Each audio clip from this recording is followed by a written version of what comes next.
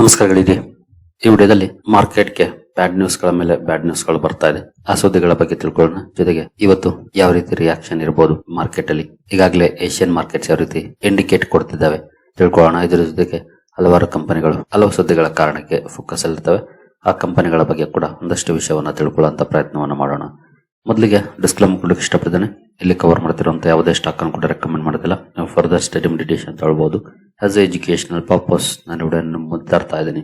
ಹಾಗೆ ನೀವೇನಾದ್ರೂ ಇಲ್ಲಿವರೆಗೂ ನಮ್ಮ ಇನ್ಸ್ಟಾಗ್ರಾಮ್ ಹಾಗೂ ಫೇಸ್ಬುಕ್ ಖಾತೆಗಳನ್ನ ಫಾಲೋ ಮಾಡ್ತಿಲ್ಲ ಅಂತಂದ್ರೆ ಡಿಸ್ಕ್ರಿಪ್ಷನ್ ಅಲ್ಲಿ 2 ಅಕೌಂಟ್ ಗಳ ಲಿಂಕ್ ಇರುತ್ತೆ. ಎರಡನ್ನು ಕೂಡ ಫಾಲೋ ಮಾಡಿ. ಯೂಟ್ಯೂಬ್ ಅಲ್ಲಿ ಏನಾದ್ರೂ ವಿಡಿಯೋಗಳನ್ನ ಅಪ್ಲೋಡ್ ಮಾಡ್ಲಿಕ್ಕೆ ಸಮಸ್ಯೆಗಳಾದ್ರೆ ಇನ್ಸ್ಟಾಗ್ರಾಮ್ ಹಾಗೂ ಫೇಸ್ಬುಕ್ ಗಳಲ್ಲಿ ನಿಮಗೆ ಅಪ್ಡೇಟ್ ಗಳು ಸಿಗುತ್ತೆ. ಹಾಗಾಗಿ ಎರಡನ್ನು ಕೂಡ ಮಿಸ್ ಮಾಡದೆ ಫಾಲೋ ಮಾಡಿ. ಇನ್ನು ಮೊದಲಿಗೆ ನಿನ್ನೆಯ ಅಮೆರಿಕನ್ ಮಾರ್ಕೆಟ್ ನ ಪರ್ಫಾರ್ಮೆನ್ಸ್ ಅನ್ನು ನೋಡೋದಾದ್ರೆ ಡೌ ಜೋನ್ಸ್ ಅಲ್ಲಿ ನೋಡಬಹುದು 1.87% ಅಥವಾ 953 ಪಾಯಿಂಟ್ಸ್ ಡೌನ್ ಪರ್ಫಾರ್ಮೆನ್ಸ್ ನೋಡ್ಲಿಕ್ಕೆ ಸಿಕ್ಕಿದೆ. ರಾತ್ರಿನೇ ಡೌ ಜೋನ್ಸ್ ಪರ್ಫಾರ್ಮೆನ್ಸ್ ಅನ್ನ ಕವರ್ ಮಾಡಿದೆ. ಆಗ ಇಷ್ಟೇನು ಡೌನ್ ಫಾಲ್ ಇರಲಿಲ್ಲ. ಅರೌಂಡ್ ಈ ಲೆವೆಲ್ ಅಲ್ಲಿ ಟ್ರೇಡ್ ಆಗ್ತಾ ಇತ್ತು. ಬಟ್ ಆ ನಂತರ ನೋಡಬಹುದು ಯಾವ ರೀತಿ ಡೌನ್ ಪರ್ಫಾರ್ಮೆನ್ಸ್ ನೋಡ್ಲಿಕ್ಕೆ ಸಿಕ್ಕಿದೆ ಡೌ ಜೋನ್ಸ್ ಅಲ್ಲಿ ಅಂತ. ಆಲ್ಮೋಸ್ಟ್ ಈ ರೇಂಜ್ ಅಲ್ಲಿ ಇದ್ದಾಗ ನಾವು ನೋಡಿದ್ವಿ. ಆ ನಂತರ ಜಾಸ್ತಿನೇ ಡೌನ್ ಆಗಿದೆ. ಓವರ್ ನಿಯರ್ಲಿ 2% ಡೌನ್ ಅಲ್ಲಿ ಡೌ ಜೋನ್ಸ್ ಇವತ್ತು ಕ್ಲೋಸಿಂಗ್ ಅನ್ನ ಕೊಟ್ಟಿದೆ. ಇನ್ನು ಸೆನ್ಸೆಕ್ಸ್ ನಾಸ್ಡಾಕ್ ಕಡೆ ಬಂದ್ರೆ ಇಲ್ಲೂ ಕೂಡ ನಿಯರ್ಲಿ 2% ಡೌನ್ ಫಾಲ್ ಇದೆ. 509 ಪಾಯಿಂಟ್ಸ್ ಅಥವಾ 1.98% ಡೌನ್ ಅಲ್ಲಿ ಟ್ರೇಡ್ ಆಗ್ತಿದೆ. ಇಲ್ಲೂ ಕೂಡ ನೋಡುವ ಈ ರೇಂಜ್ ಅಲ್ಲಿ ಇತ್ತು ನಾವು ರಾತ್ರಿ ನೋಡಿದಾಗ. ಬಟ್ ಅಲ್ಲಿಂದ ಒಳ್ಳೆ ಡೌನ್ ಫಾಲ್ ನೋಡ್ಲಿಕ್ಕೆ ಸಿಕ್ಕಿದೆ ಅಮೆರಿಕನ್ ಮಾರ್ಕೆಟ್ ಅಲ್ಲಿ ಎರಡು ಕಡೆ ನಿನ್ನೆ. ಇನ್ನು ನಿನ್ನೆಯ ನಮ್ಮ ಮಾರ್ಕೆಟ್ ನ FIS JS ಆಕ್ಟಿವಿಟಿ ನೋಡೋದಾದ್ರೆ FIS 2125 ಕೋಟಿ ನೆಟ್ ಸೆಲ್ಲಿಂಗ್ ಅನ್ನ ಮಾಡಿದ್ದಾರೆ ನಿನ್ನೆ. DIS 3124 ಕೋಟಿ ನೆಟ್ ಬೈಯಿಂಗ್ ಅನ್ನ ಮಾಡಿದ್ದಾರೆ. FIS ಇಂದ ಸೆಲ್ಲಿಂಗ್ ಕಂಟಿನ್ಯೂ ಆಗಿದೆ. DIS ಇಂದ ಬೈಯಿಂಗ್ ಕೂಡ ಕಂಟಿನ್ಯೂ ಆಗಿದೆ. ಇನ್ನು ಮಿಡ್ಲ್ ಈಸ್ಟ್ ಸುದ್ದಿಗಳ ಕಡೆ ಬಂದ್ರೆ ನೋಡಬಹುದು US launches fresh strike on Iran as Trump warns it will attack very hard. ರಾತ್ರಿ ವಿಡಿಯೋದಲ್ಲಿ ಟ್ರಂಪ್ ಅವರ ಹೇಳಿಕೆಯನ್ನ ನಾನು ಕವರ್ ಮಾಡಿದ್ದೆ. ನೋಡಬಹುದು ಅಮೆರಿಕ ಹೊಸದಾಗಿ ಮತ್ತೆ ದಾಳಿಗಳನ್ನ ಆರಂಭ ಮಾಡಿದೆ ಇರಾನ್ ನ ಮೇಲೆ. ಜೊತೆಗೆ ತುಂಬಾ ಹಾರ್ಡ್ ಆಗಿ ನಾವು ಅಟ್ಯಾಕ್ ಮಾಡ್ತೀವಿ ಅನ್ನುವಂತ ಹೇಳಿಕೆಯನ್ನು ಕೂಡ ಟ್ರಂಪ್ ಕೊಟ್ಟಿದ್ದಾರೆ. ಈ ಮೂಲಕ ಮತ್ತೆ ಯುದ್ಧ ರೀಸ್ಟಾರ್ಟ್ ಆಗಿದೆ ಅಂತಾನೆ ಹೇಳ್ಬೋದು. ನಿನ್ನೆಯಿಂದ ಮೊನ್ನೆನೆ ಒಂದಷ್ಟು ದಾಳಿಗಳಾಗಿದ್ವು. ಅದಕ್ಕೆ ಮುಂಚೆ ಲಾಸ್ಟ್ ವೀಕ್ ಅಲ್ಲಿ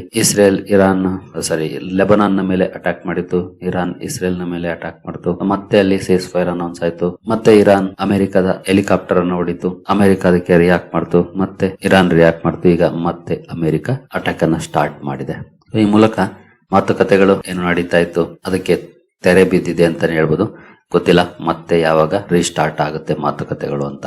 ಸದ್ಯದ ಮಟ್ಟಿಗೆ ಅಟ್ಯಾಕ್ ಅಂತೂ ಶುರುವಾಗಿದೆ. ಇದನ್ನ ನೋಡ್ಕೊಂಡು ಇರಾನ್ ಕೂಡ ಸುಮ್ಮನೆ ಇರೋದಿಲ್ಲ. ಬಟ್ ಇನ್ನೊಂದು ಸುದ್ದಿ ಕೂಡ ಬಂದಿದೆ. ಇರಾನ್ ನ ಸುಪ್ರೀಂ ಲೀಡರ್ ಮೊಸ್ತಫಾ ಖಮೇನಿ ಏನಿದ್ದಾರೆ ಅವರ ಜೊತೆಗಿನ ಸಂಪರ್ಕ ಕಡಿತಗೊಂಡಿದೆ ಅನ್ನುವಂತ ಸುದ್ದಿಗಳು ಕೂಡ ಬರ್ತಾ ಇದಾವೆ. ಇದು ನಿಜಾನ ಸುಳ್ಳ ಗೊತ್ತಿಲ್ಲ. ಇನ್ ಕೇಸ್ ಆ ರೀತಿ ಏನಾದ್ರೂ ಆಗಿದ್ರೆ ಇರಾನ್ IRGC ಯಾವ ರೀತಿ ನಿರ್ಧಾರಗಳನ್ನು ತಗೊಳುತ್ತೆ ಅದನ್ನು ಕೂಡ ನಾವು ಕಾದು ನೋಡ್ಬೇಕಾಗಿದೆ. ಎಷ್ಟು ದಿನ ಕೂಡ ಖಮೇನಿ ಅವರೇನು ಡಿಸಿಷನ್ ತಗೊಳಕ್ ಆಗ್ತಾ ಇರ್ಲಿಲ್ಲ ಅಂತ ಸ್ಥಿತಿಯಲ್ಲಿದ್ದಾರೆ ಅಂತಾನೆ ಸುದ್ದಿಗಳು ಬರ್ತಾ ಇದ್ದು. ಬಟ್ ಅಟ್ಯಾಕ್ಸ್ ಅಂತೂ ಮುಂದುವರೆದಿತ್ತು. ನೋಡೋಣ ಇನ್ನು ಯಾವ ರೀತಿ ಡೆವಲಪ್ಮೆಂಟ್ಸ್ ಆಗುತ್ತೆ, ಯಾವ ರೀತಿ ಸುದ್ದಿಗಳು ಬರ್ತವೆ ಅಂತ.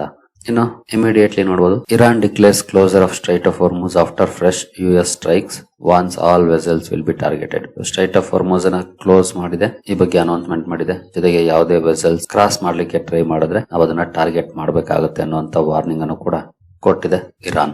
ಮತ್ತೆ ಸ್ಟ್ರೈಟ್ ಆಫ್ ಹಾರ್ಮುಜ್ ಅಲ್ಲಿ ಸಮಸ್ಯೆಗಳು ಸ್ಟಾರ್ಟ್ ಆಗಿದೆ. ಎಂದಿನಿಂದನೂ ಕೂಡ ಸಮಸ್ಯೆ ಇತ್ತು. ಬಟ್ ಸೀಸ್ ಫೈರ್ ಇದ್ದಿದ್ರಿಂದ ದೊಡ್ಡ ಮಟ್ಟದಲ್ಲಿ ಟಾರ್ಗೆಟ್ಸ್ ಆಗ್ತಾ ಇರಲಿಲ್ಲ. ಬಟ್ ಈಗ ಮತ್ತೆ ವೆಸಲ್ ಗಳನ್ನ ಟಾರ್ಗೆಟ್ ಮಾಡ್ಲಿಕ್ಕೆ ಶುರು ಮಾಡ್ತಿದ್ದಾರೆ. ಈ ಸುದ್ದಿಗಳು ಬಂದ ಮೇಲೆ ಕ್ರೂಡ್ ಅಲ್ಲಿ ಯಾವ ರೀತಿ ಪರ್ಫಾರ್ಮೆನ್ಸ್ ಇದೆ ನೋಡಬಹುದು. 1.61% ಅಪ್ ಅಲ್ಲಿ ಟ್ರೇಡ್ ಆಗ್ತಿದೆ. ದೊಡ್ಡ ಮಟ್ಟದ ರ್ಯಾಲಿ ಏನಲ್ಲ, ಬಟ್ ಸ್ಟಿಲ್ 1.5% ರ್ಯಾಲಿ ಕ್ರೂಡ್ ಅಲ್ಲಿ ನೋಡ್ಲಿಕ್ಕೆ ಸಿಗ್ತಾ ಇದೆ ಆಸ್ ಆಫ್ ನೌ. ನೆಕ್ಸ್ಟ್ ಸುದ್ದಿಗಳ ಕಡೆ ನಾವು ಬರೋದಾದ್ರೆ ನಿನ್ನೆ ಅಮೆರಿಕದ ಇನ್ಫ್ಲೇಷನ್ ಡೇಟಾ ರಿಲೀಸ್ ಆಗಿತ್ತು. ಇನ್ಫ್ಲೇಷನ್ ಡೇಟಾಗೆ ಟ್ರಂಪ್ ಅವರ ರಿಯಾಕ್ಷನ್ ನೋಡಬಹುದು. I love the inflation. Trump comment on latest price jump sparks backlash. Inflation ಜಾಸ್ತಿ ಆದ್ರೆ ಟ್ರಂಪ್ ಇಷ್ಟ ಅಂತ ಈ ರೀತಿಯ ಸ್ಟೇಟ್ಮೆಂಟ್ ಅನ್ನು ಟ್ರಂಪ್ ಅವರು ಕೊಟ್ಟಿದ್ದಾರೆ. ನಂತರ ಭಾರತದ ವೆಸಲ್ ಮೇಲೆ ಅಮೆರಿಕ ದಾಳಿ ಮಾಡಿರೋ ಬಗ್ಗೆ ಸುದ್ದಿಗಳು ಬಂತವೆ. India issues demarche US over Gulf of Oman attack on vessel carrying Indian crew. ಸುಮಾರು 25 ಜನ ಭಾರತದ ಕ್ರೂ ಮೆಂಬರ್ಸ್ ಇದ್ರು ಅಂತ ಹೇಳಲಾಗ್ತಿದೆ ಆ ವೆಸಲ್ ಅಲ್ಲಿ. ಅದರ ಮೇಲೆ ದಾಳಿ ಆಗಿದೆ. ಒಮನ್ ನ ಕೋಸ್ಟ್ ಗಾರ್ಡ್ ಅಲ್ಲಿ ಇಂಡಿಯನ್ ಕ್ರೂ ಮೆಂಬರ್ಸ್ ಅನ್ನ ಸೇವ್ ಮಾಡಿದೆ. ಬಟ್ ಸ್ಟಿಲ್ 3 ಜನ ಮಿಸ್ಸಿಂಗ್ ಇದ್ದಾರೆ ಅನ್ನುವಂತ ಸುದ್ದಿಗಳು ಕೂಡ ಬಂದಿದೆ. ಇದಕ್ಕೆ ಭಾರತ ತೀವ್ರ ವಿರೋಧವನ್ನ ವ್ಯಕ್ತಪಡಿಸಿದೆ. ಗೊತ್ತಿಲ್ಲ ಯಾಕೆ ಈ ದಾಳಿ ಆಯ್ತು ಅಂತ. ಅಮೆರಿಕ ಗೊತ್ತಿದ್ದು ಮಾಡಿದ್ರ ಗೊತ್ತಿಲ್ಲದೆ ಮಾಡಿದ್ರ ಅಂತ ಅಂಬಾಸಿಡರ್ ಗಿಯೋಗೋರ್ ಅವರನ್ನ ಕರೆಸ್ಕೊಂಡು ಸಮಾನ್ ಕೂಡ ಮಾಡಿದೆ ಭಾರತ. ಇನ್ನು ಭಾರತ ಸರ್ಕಾರ strategic oil, gas, LPG reserves ಅನ್ನ ಎಕ್ಸ್ಪ್ಯಾಂಡ್ ಮಾಡ್ಲಿಕ್ಕೆ ಟಾಸ್ಕ್ ಫೋರ್ಸ್ ಅನ್ನ ಫಾರ್ಮ್ ಮಾಡಿದೆ. ಅಂದ್ರೆ ಈ ರೀತಿ ಸಮಸ್ಯೆಗಳಾದ್ರೆ, especially oil supply, gas supply ಸಮಸ್ಯೆಗಳಾದ್ರೆ ಅದಕ್ಕೆ ಒಂದಷ್ಟು ರಿಸರ್ವ್ಸ್ ಅನ್ನ ಇಟ್ಕೊಂಡಿರ್ಬೇಕಾಗುತ್ತಲ್ಲ. ಭಾರತ ಈಗಲೂ ಕೂಡ ಸಾಕಷ್ಟು ರಿಸರ್ವ್ಸ್ ಅನ್ನ ಹೊಂದಿದೆ. ಮೊನ್ನೆ ತಾನೇ ಸುದ್ದಿ ಬಂದಿತ್ತು 76 ದಿನಗಳಿಗಾಗುವಷ್ಟು ರಿಸರ್ವ್ ಇದೆ ಅಂತ. ಈ ರಿಸರ್ವ್ಸ್ ನ ಇನ್ನೂ ಜಾಸ್ತಿ ಮಾಡ್ಕೊಳ್ಳಕ್ಕೆ ಟಾಸ್ಕ್ ಫೋರ್ಸ್ ಅನ್ನ ರಚನೆ ಮಾಡಿದೆ. ಇಮಿಡಿಯೇಟ್ಲಿ ಏನ್ ಜಾಸ್ತಿ ಆಗೋದಿಲ್ಲ, ಯಾಕಂದ್ರೆ ಅದಕ್ಕೆ ಬೇಕಾದ ಇನ್ಫ್ರಾಸ್ಟ್ರಕ್ಚರ್ ಅನ್ನ ಬಿಲ್ಡ್ ಮಾಡ್ಕೊಳ್ಬೇಕಾಗುತ್ತೆ. ಆಮೇಲೆ ಅದೆಲ್ಲ ಸಾಧ್ಯ ಆಗೋದು. ಬಟ್ ಪ್ರಯತ್ನ ಮಾಡಿದ್ರೆ ಖಂಡಿತ ಸಾಧ್ಯ ಆಗುತ್ತೆ. ಮೇ ಬಿ ಇನ್ನೂ 1 ವರ್ಷ ಆಗ್ಬೋದು, 2 ವರ್ಷ ಆಗ್ಬೋದು, ಬಟ್ ಎಕ್ಸ್ಪ್ಯಾಂಡ್ ಮಾಡ್ಕೊಳ್ಬಹುದು. ಇದಕ್ಕೆ ಟಾಸ್ಕ್ ಫೋರ್ಸ್ ಅನ್ನ ರಚನೆ ಮಾಡಿದೆ. ಇನ್ನು ಮುಂದುವರಿಯುವ ಮುಂಚೆ ನಿಮ್ಗೆ ಏನಾದ್ರೂ ಹೂಡಿಕೆಗೆ ಸಂಬಂಧಪಟ್ಟಂತೆ ಸಪೋರ್ಟ್ ಬೇಕು ಅಂದ್ರೆ ಇಲ್ಲಿರುವಂತಹ ನಂಬರ್ಗಳ ಮೂಲಕ ನಮ್ಮ ಟೀಮ್ ನ ಕಾಂಟ್ಯಾಕ್ಟ್ ಮಾಡಬಹುದು. ಬಟ್ ಇದಕ್ಕೆ ಕೆಲವೊಂದು ಕಂಡೀಷನ್ಸ್ ಇರುತ್ತೆ. ನೀವು ನಮ್ಮ ಮೂಲಕ ಅಕೌಂಟ್ ಅನ್ನು ಓಪನ್ ಮಾಡ್ಕೊಂಡಿರ್ಬೇಕಾಗುತ್ತೆ.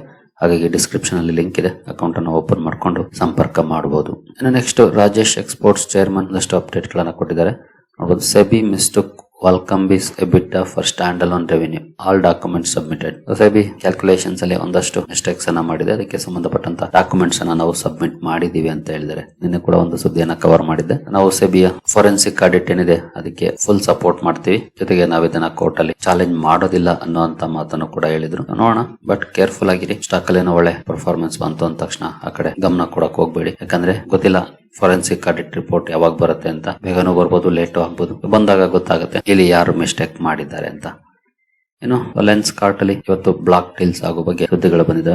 ನೋಡಬಹುದು. ADIA backer trust plans to sell 2.3% stake. Block deal ನ ಮೂಲಕ 2.3% ಸ್ಟೇಕ್ ಅನ್ನ ಮಾರಾಟ ಮಾಡಬಹುದು. ADIA ಅಂದ್ರೆ Abu Dhabi investment authority backer trust sell ಮಾಡಬಹುದು ಅಂತ. ಈ ಕಾರಣದಿಂದ ಲೆನ್ಸ್ ಕಾರ್ಟ್ ಫೋಕಸ್ ಅಲ್ಲಿ ಇರುತ್ತೆ. ಸ್ಟಾಕ್ ಅನ್ನ ವಾಚ್ ಮಾಡಬಹುದು ಯಾವ ರೀತಿ ಇರುತ್ತೆ ಇವತ್ತು ಸ್ಟಾಕ್ ಅಲ್ಲಿ ರಿಯಾಕ್ಷನ್ ಅಂತ. ನಂತರ ವ್ಯಾಸ್ಕಾನ್ ಇಂಜಿನಿಯರ್ಸ್ ಇವತ್ತು ಫೋಕಸ್ ಅಲ್ಲಿ ಇರುತ್ತೆ. ಕಾರಣ ಕಂಪನಿಗೆ ಸೆಂಟ್ರಲ್ ಪಬ್ಲಿಕ್ ವರ್ಕ್ಸ್ ಡಿಪಾರ್ಟ್ಮೆಂಟ್ ಇಂದ 347 ಕೋಟಿ LOI ಸಿಕ್ಕಿದೆ. ಲೆಟರ್ ಆಫ್ ಇಂಟೆಂಟ್ ಅಂದ್ರೆ 347 ಕೋಟಿ ಆರ್ಡರ್ ಕಂಪನಿಗೆ ಸಿಕ್ಕಿದೆ. ಈ ಆರ್ಡರ್ ಕಾರಣಕ್ಕೆ ವ್ಯಾಸ್ಕಾನ್ ಇಂಜಿನಿಯರ್ಸ್ ಫೋಕಸ್ ಅಲ್ಲಿ ಇರುತ್ತೆ.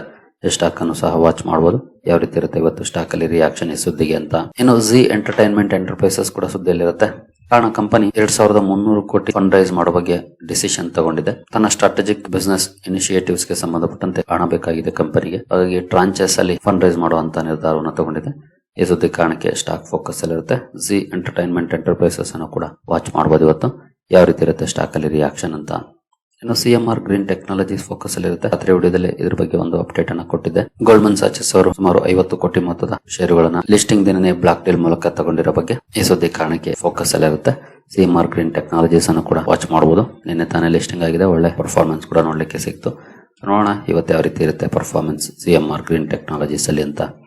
ಇನ್ನು KRBL ಲಿಮಿಟೆಡ್ ಕೂಡ ಸುದ್ದಿಯಲ್ಲಿ ಇರುತ್ತೆ. ಕಾರಣ ಕಂಪನಿ ಸ್ಟೇಪಲ್ ಕ್ಯಾಟಗರಿಯಲ್ಲಿ ಇಂಡಿಯಾ ಗೇಟ್ ಪೋಹಾ ಲಾಂಚ್ ಮಾಡಿದೆ. ಈ ಸುದ್ದಿ ಕಾರಣಕ್ಕೆ ಸ್ಟಾಕ್ ಫೋಕಸ್ ಅಲ್ಲಿ ಇರುತ್ತೆ. KRBL ಅನ್ನು ಕೂಡ ವಾಚ್ ಮಾಡಬಹುದು ಯಾವ ರೀತಿ ಇರುತ್ತೆ ಇದಕ್ಕೆ ರಿಯಾಕ್ಷನ್ ಅಂತ. ಇನ್ನು IOL CP ಕೂಡ ಫೋಕಸ್ ಅಲ್ಲಿ ಇರುತ್ತೆ. IOL chemicals and pharmaceuticals. ಕಾರಣ ಕಂಪನಿಯ ಒಂದು ಯೂನಿಟ್ ಅಲ್ಲಿ ಸಣ್ಣದಾಗಿ ಬೆಂಕಿ ಕಾಣಿಸ್ಕೊಂಡಿದೆ. ಬಟ್ ಯಾವುದೇ ರೀತಿ ಜೀವ ಹಾನಿ ಆಗಿಲ್ಲ, ಅದೊಂದು ಒಳ್ಳೆ ವಿಷಯ. ಜೊತೆಗೆ ಯಾವುದೇ ಎಕ್ವಿಪ್ಮೆಂಟ್ಸ್ ಕೂಡ ದೊಡ್ಡ ಮಟ್ಟದ ಡ್ಯಾಮೇಜಸ್ ಆಗಿಲ್ಲ ಅನ್ನುವಂತ ಮಾಹಿತಿಯನ್ನು ಕೊಟ್ಟಿದೆ. ಬಟ್ 1 ವಾರದ ಮಟ್ಟಿಗೆ ಆ ಪ್ಲಾಂಟ್ ಅಲ್ಲಿ ಕೆಲಸವನ್ನ ಸ್ಟಾಪ್ ಮಾಡಿದೆ. ಈ ಸುದ್ದಿ ಕಾರಣಕ್ಕೆ ಸ್ಟಾಕ್ ಫೋಕಸ್ ಅಲ್ಲಿ ಇರುತ್ತೆ. IOL CP ಅನ್ನು ಕೂಡ ವಾಚ್ ಮಾಡಬಹುದು ಯಾವ ರೀತಿ ಇರುತ್ತೆ ಇವತ್ತು ಪರ್ಫಾರ್ಮೆನ್ಸ್ ಅಂತ. ಇನ್ನು PFC ಅಂಡ್ REC ಎರಡು ಕೂಡ ಫೋಕಸ್ ಅಲ್ಲಿ ಇರುತ್ತವೆ. ಕಾರಣ ಈ ಎರಡು ಕಂಪನಿಗಳ ಮರ್ಜರ್ ಬಗ್ಗೆ ಈ ಹಿಂದೆ ಸುದ್ದಿಯನ್ನ ನೋಡಿದ್ವಿ. ಅಂದ್ರೆ REC ಅನ್ನ PFC ಯಲ್ಲಿ ಮರ್ಜ್ ಮಾಡೋದು. ಆಲ್ಮೋಸ್ಟ್ ಎರಡು ಸಿಮಿಲರ್ ಬಿಸ್ನೆಸ್ ಅನ್ನ ಮಾಡುವಂತ ಕಂಪನೀಸ್. ಹಾಗಾಗಿ ಎರಡನ್ನು ಕೂಡ ಮರ್ಜ್ ಮಾಡಕ್ಕೆ ನಿರ್ಧಾರವನ್ನ ತಗೊಂಡಿದೆ ಕಂಪನೀಸ್. ಇದಕ್ಕೆ ಸರ್ಕಾರ ಅಪ್ರೂವಲ್ ಅನ್ನ ಕೊಟ್ಟಿದೆ. ಎರಡು ಕಂಪನಿಗಳ ಮರ್ಜರ್ ಗೆ ಅಪ್ರೂವಲ್ ಅನ್ನ ಕೊಟ್ಟಿದೆ. ಈ ಅಪ್ರೂವಲ್ ಕಾರಣಕ್ಕೆ PFC ಹಾಗೂ REC ಎರಡು ಷೇರುಗಳು ಫೋಕಸ್ ಅಲ್ಲಿ ಇರುತ್ತವೆ. ಎರಡನ್ನು ಕೂಡ ವಾಚ್ ಮಾಡಬಹುದು ಏನಾದ್ರೂ ರಿಯಾಕ್ಷನ್ ಇರುತ್ತಾ ಎರಡು ಸ್ಟಾಕ್ ಗಳಲ್ಲಿ ಅಂತ. ಏನು ಗಿಫ್ಟ್ ನಿಫ್ಟಿ ಯಾವ ರೀತಿ ಪರ್ಫಾರ್ಮ್ ಮಾಡ್ತಿದೆ ಅಂತ ನೋಡೋದಾದ್ರೆ ಗಿಫ್ಟ್ ನಿಫ್ಟಿಯಲ್ಲಿ ನೋಡಬಹುದು ಆಸ್ ಆಫ್ ನಾವು ಫ್ಲಾಟ್ ಪರ್ಫಾರ್ಮೆನ್ಸ್ ಇದೆ. ಆಕ್ಚುಲಿ ಸ್ವಲ್ಪ ಹೊತ್ತಿಗೆ ಮುಂಚೆ ಪಾಸಿಟಿವ್ ಇತ್ತು, ಈಗ ಫ್ಲಾಟ್ ಆಗಿದೆ. ಇನ್ನು ನಿಕ್ಕೈಯಲ್ಲಿ ಮೋರ್ ದನ್ 0.5% ನೆಗೆಟಿವ್ ಇದೆ. ಸ್ಟ್ರೈಟ್ ಟೈಮ್ಸ್ ಫ್ಲಾಟ್ ಇದೆ. ಹ್ಯಾಂಗ್ಸೆಂಗ್ ಕೂಡ ಸ್ಲೈಟ್ಲಿ ಡೌನ್ ಇದೆ. ತೈವಾನ್ ವೆಟೆಡ್ ಕೂಡ ಸ್ಲೈಟ್ಲಿ ಡೌನ್ ಇದೆ. ಕೋಸ್ಪಿ 0.42% ಡೌನ್ ಇದೆ. ಇನ್ನು ಶಾಂಘೈ ಕಾಂಪೋಸಿಟ್ ಕೂಡ ಸ್ವಲ್ಪ ಮಟ್ಟಿಗೆ ಡೌನ್ ಇದೆ. ಅಂದ್ರೆ ತುಂಬಾ ದೊಡ್ಡ ಓವರ್ ರಿಯಾಕ್ಷನ್ ಇಲ್ಲ. ಯುದ್ಧ ಸ್ಟಾರ್ಟ್ ಆಗಿದೆ, ಬಟ್ ದೊಡ್ಡ ಮಟ್ಟದ ರಿಯಾಕ್ಷನ್ ಸದ್ಯದ ಮಟ್ಟಿಗೆ ಏಷ್ಯನ್ ಮಾರ್ಕೆಟ್ಸ್ ಅಲ್ಲಿ ಏನು ಕಾಣ್ತಾ ಇಲ್ಲ. ಗಿಫ್ಟ್ ನಿಫ್ಟಿ ಅಂತೂ ಫ್ಲಾಟ್ ಆಗಿ ಟ್ರೇಡ್ ಆಗ್ತಾ ಇದೆ. ನೋಡೋಣ, ನಿನ್ನೆ ಮೊನ್ನೆ ಕೂಡ ಇದೇ ರೀತಿ ಇತ್ತು ಗಿಫ್ಟ್ ನಿಫ್ಟಿಯಲ್ಲಿ, ಬಟ್ ಪರ್ಫಾರ್ಮೆನ್ಸ್ ಡಿಫರೆಂಟ್ ಆಗಿ ಬಂತು. So let's hope for the best. ಇವತ್ತು ಕೂಡ ಅಂತ ದೊಡ್ಡ ನೆಗೆಟಿವ್ ಇಂಡಿಕೇಶನ್ ಏನಿಲ್ಲ ಏಷ್ಯನ್ ಮಾರ್ಕೆಟ್ಸ್ ಹಾಗೂ ಗಿಫ್ಟ್ ನಿಫ್ಟಿ ನೋಡಿದ್ರೆ. ಬಟ್ ಕನ್ಸರ್ನ್ಸ್ ಅಂತೂ ಇದ್ದೇ ಇದೆ ಯುದ್ಧ ಶುರುವಾಗಿರೋದ್ರಿಂದ. ಹಾಗೆ ಕ್ರೂಡ್ ಅಲ್ಲೂ ಕೂಡ ದೊಡ್ಡ ಮಟ್ಟದ ರ್ಯಾಲಿ ಏನಿಲ್ಲ. 4-5-6%, 1.5% ಅಪ್ಪಲ್ಲಿ ಟ್ರೇಡ್ ಆಗ್ತಿದೆ. ಈಗ ಕರೆಂಟ್ ಪರಿಸ್ಥಿತಿ ಕೂಡ ನೋಡಬಹುದು, 1.5% ಅಪ್ಪಲ್ಲಿದೆ. ಗೋಲ್ಡ್ ಕೂಡ ಇವತ್ತು ಜಂಪ್ ಆಗಿದೆ 0.68%. ಏನು USD INR ನಿನ್ನೆ ಸ್ವಲ್ಪ ಸ್ಟ್ರಾಂಗ್ ಆಗಿತ್ತು. ನೋಡೋಣ ಇವತ್ತು ಯಾವ ರೀತಿ ಇರುತ್ತೆ ಪರ್ಫಾರ್ಮೆನ್ಸ್ ಇಲ್ಲಿ ಅಂತ. ಓವರ್ ಸದ್ಯದ ಮಟ್ಟಿಗೆ ಕ್ಯೂಸ್ ನೆಗೆಟಿವ್ ಇದೆ, ಬಟ್ ಎಕ್ಸ್ಟ್ರೀಮ್ ಆಗೇನಿಲ್ಲ, ಸ್ವಲ್ಪ ಮಟ್ಟಿಗೆ ನೆಗೆಟಿವ್ಸ್ ಇದೆ. Let's hope for the best. ಇನ್ನು ಡೌ ಜೋನ್ಸ್ ಫ್ಯೂಚರ್ಸ್ ಅಲ್ಲಿ ಸ್ಲೈಟ್ಲಿ ಪಾಸಿಟಿವ್ ಅಥವಾ ಫ್ಲಾಟಿಶ್ ಪರ್ಫಾರ್ಮೆನ್ಸ್ ನೋಡ್ಲಿಕ್ಕೆ ಸಿಗ್ತಾ ಇದೆ. ಸೊ ನೋಡೋಣ ಯಾವ ರೀತಿ ಇರುತ್ತೆ ಇವತ್ತು ಪರ್ಫಾರ್ಮೆನ್ಸ್ ಅಂತ. ಕ್ಯೂಸ್ ನೆಗೆಟಿವ್ ಇದೆ, ಬಟ್ ಓವರ್ ಆಗೇನಿಲ್ಲ, ಅದೊಂದು ಒಳ್ಳೆ ಸುದ್ದಿ ಅಂತಾನೆ ಹೇಳ್ಬೋದು. ಸರಿ ಗೆಳೆಯರೆ, ಎಲ್ಲ ಅಪ್ಡೇಟ್ಸ್ ನಿಮಗೆ ಇಷ್ಟ ಆಗಿದೆ ಅನ್ಕೊಳ್ತೀನಿ. ಹಾಗೆ ಡಿಸ್ಕ್ರಿಪ್ಷನ್ ಅಲ್ಲಿ ಅಕೌಂಟ್ ಅನ್ನು ಓಪನ್ ಮಾಡ್ಕೊಳ್ಳುವಂತ ಲಿಂಕ್ ಇದೆ, ಅಕೌಂಟ್ ಅನ್ನು ಓಪನ್ ಮಾಡ್ಕೊಳ್ಬಹುದು. ಹಾಗೆ ನಮ್ಮ ಇನ್ಸ್ಟಾಗ್ರಾಮ್ ಹಾಗೂ ಫೇಸ್ಬುಕ್ ಖಾತೆಗಳ ಲಿಂಕ್ ಕೂಡ ಡಿಸ್ಕ್ರಿಪ್ಷನ್ ಅಲ್ಲಿ ಇರುತ್ತೆ, ಎರಡನ್ನು ಕೂಡ ಫಾಲೋ ಮಾಡಬಹುದು. ಸರಿ ಗೆಳೆಯರೆ, ಮುಂದಿನ ವಿಡಿಯೋದಲ್ಲಿ ಸಿಗೋಣ. ಅಲ್ಲಿವರೆಗೂ ಜೈ ಹಿಂದ್, ಜೈ ಕರ್ನಾಟಕ.